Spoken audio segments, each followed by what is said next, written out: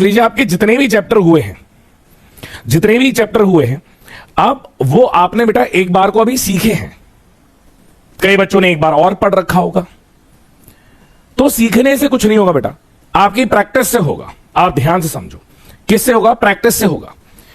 आप ये समझ लीजिए कि जैसे हम नेट प्रैक्टिस कितनी भी अच्छी कर ले, पर हम जब मेन मैच खेलने जाते हैं तो हमारे पास सिर्फ एक बॉल होती है और उस एक बॉल में हम क्लीन बोल्ड हो जाते हैं।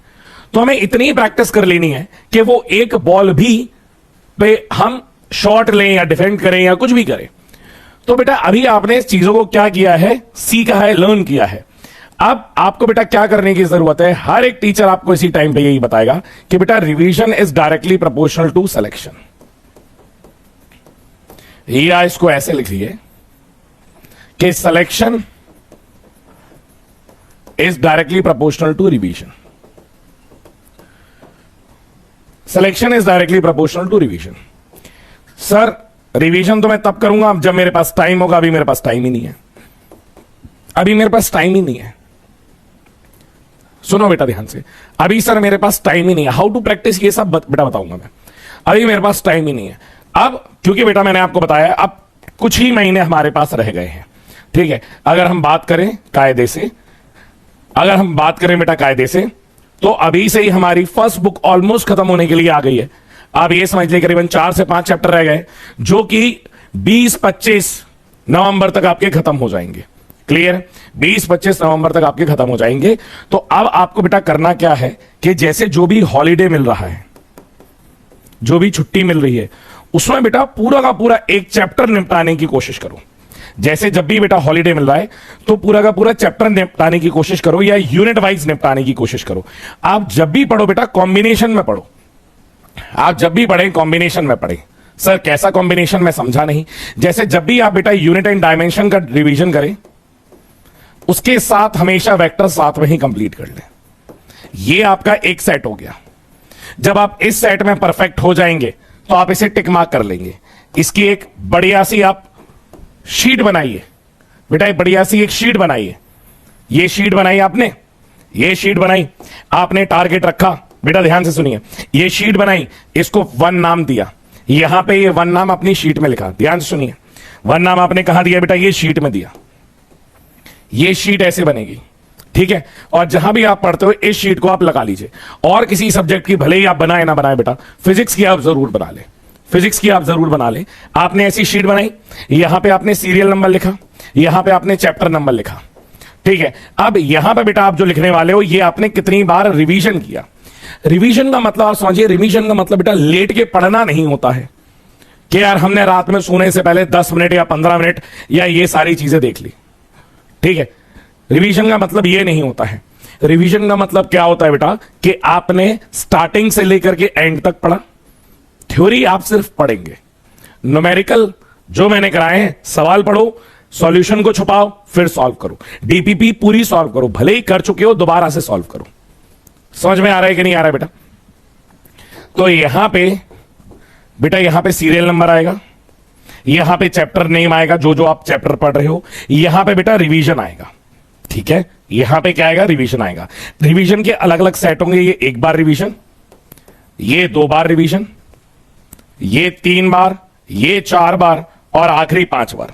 मतलब ये बेटा आपका रिवीजन 1 2 3, रिवीजन 4 और ये रिवीजन 5। रिवीजन में आपको नोट्स बेटा हर बार पढ़ने हैं, हर बार डीपीपी लगानी है, उसी से अटैच अगर असाइनमेंट है वो लगाना है और इसी का बेटा टेस्ट देना है। जब आप ये 5 बार कर लेंगे ना, आप इसमें टिक मार्क करते जाएंगे। क्या करते जाएंगे बेटा? टिक मार्क, कि हां 1 बार हो गया, 2 बार हो गया, दूसरा वाला चैप्टर 1 बार हुआ, तीसरा वाला चैप्टर 3 बार हो गया। तो आप ऐसे करते जाइए। समझ में आ रहा है कि नहीं आ रहा है बेटा? इस सीक्वेंस में आपको चढ़ना है। और ये 5 रिवीजन जो आपको करने हैं, ये आपके सिलेबस से पहले करने हैं। किससे पहले करने हैं बेटा? सिलेबस से पहले करने हैं। आप इस बारे में ध्यान से सुनिए। एक सेट बेटा ये हो गया, तो पहला जो चैप्टर आएगा उसमें ये आप लिखेंगे बेटा। दूसरा जो आएगा that is of 1 dimension, 1 dimension / 2 dimension बेटा, इसका दूसरा आएगा, तो ये सेकंड सीरियल नंबर होगा। और ये साथ ही में करिएगा, दोनों साथ में, दोनों साथ में। एग्जाम से पहले आपन को ये करना है, ठीक है। तीसरा मतलब सिलेबस से खत्म होने से पहले बेटा तीसरा क्या आ जाएगा, that is NLM plus WP. इसका बेटा साथ में सेट बना के करेंगे रिवीजन। जब तक ये नहीं होगा तब तक यहां नहीं जाएंगे, जब तक ये नहीं होगा तब तक यहां नहीं जाएंगे, और जब तक ये नहीं होगा तब तक centre of mass plus rotation. अब बच्चा करता क्या है, आज मूड हुआ यूनिट एंड डायमेंशन कर लिया, आज मूड हुआ डब्ल्यूपी कर लिया, आज मूड हुआ सेंटर ऑफ मास कर लिया। ऐसे नहीं करना है, ऐसे नहीं करना है, ठीक है? ऐसे आपको बिल्कुल नहीं करना है। आपको कैसे करना है बेटा, पहले ये, फिर ये, फिर ये, फिर ये। जैसे ही रोटेशन हो गया फिर आप क्या करेंगे बेटा, ग्रेविटेशन। ग्रेविटेशन के आगे बेटा इलेक्ट्रोस्टैटिक भी आता है, तो जब इलेक्ट्रोस्टैटिक हो जाएगा तो मैं ये कहूंगा ग्रेविटेशन और इलेक्ट्रोस्टैटिक बेटा साथ में किया जाएगा। और जैसे ही ये हो जाएगा तो मैं आगे बताऊंगा बेटा फ्लूइड, प्रॉपर्टीज ऑफ फ्लूइड और सॉलिड साथ में किया जाता है, थर्मल प्रॉपर्टीज का एक साथ किया जाता है, केटीजी और थर्मो का एक साथ किया जाएगा, और एसएचएम और वेव का एक साथ किया जाएगा। अपन ये सारी चीजें एक साथ करेंगे। क्लियर है कि नहीं है? ये सारी चीजें एक साथ करेंगे बेटा। क्या इंपॉर्टेंट है क्या नहीं है ये मैं ऑलरेडी बता चुका हूं। आप बार बार वही चीज दोहराने का कोई सेंस नहीं है। और आप लोगों को कोई अच्छी चीज बताओ, आप लोग बिल्कुल फट पड़ते हो। तो मैं इसलिए मैंने कोई भी चीज है थोड़ी ज्ञान की बतानी ही बंद कर दी है, क्योंकि आपके जो सवाल होते हैं ना, दैट इज नॉट इररिलेवेंट। समझ में आया? आप एक बार खुद कमेंट बॉक्स में देखो आप क्या क्या लिख रहे हो। तो इसलिए अपन ने ज्यादा बताना ही बंद कर दिया। ठीक है, आप एक बार खुद देखो ना क्या लिख रहे हो। तो जितना बता दिया है आप उतना करिए, उतने में सिलेक्शन हो जाएगा। वरना आपको ऐसे कई सारे वीडियोस मिल जाएंगे कि कैसे रिवीजन किया जाए, आप वो देख लीजिएगा।